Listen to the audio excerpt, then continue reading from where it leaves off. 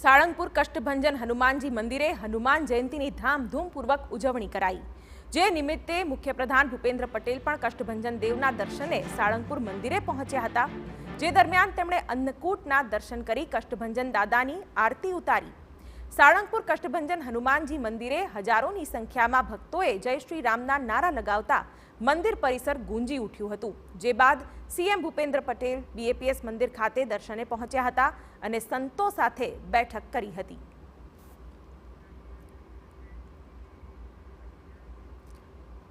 રાજ્યમાં ઠેર ઠેર ઉત્સાહપૂર્વક હનુમાન જયંતીની ઉજવણી થઈ રહી છે, ત્યારે સાળંગપુર કષ્ટભંજન હનુમાનજી મંદિરે હનુમાન જયંતીની ભવ્ય ઉજવણી કરાઈ।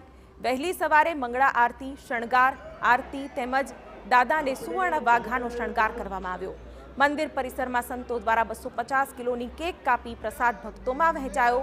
ત્યારે આજે કષ્ટભંજન હનુમાનજી મંદિરે હજારોની સંખ્યામાં ભક્તો ઉમટી પડ્યા હતા।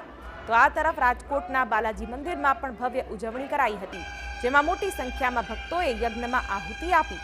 તો અમદાવાદના કેમ્પ હનુમાન મંદિરમાં હનુમાન જન્મોત્સવની વિશેષ ઉજવણી કરાઈ, જ્યાં દાદાને 150 કિલોની 9 ગ્રહોની પ્રતિકૃતિની બુંદીનો ભોગ ધરાવાયો। તો આ સાથે સુરતના પાલ અટલ આશ્રમમાં વર્લ્ડ રેકોર્ડ સર્જાયો, જ્યાં હનુમાનજીને 5100 કિલો બુંદીના લાડુ ચઢાવવામાં આવ્યા, જેને Limca book, golden book, Asia book અને ઇન્ડિયા બુક વર્લ્ડ રેકોર્ડમાં સ્થાન મળ્યું।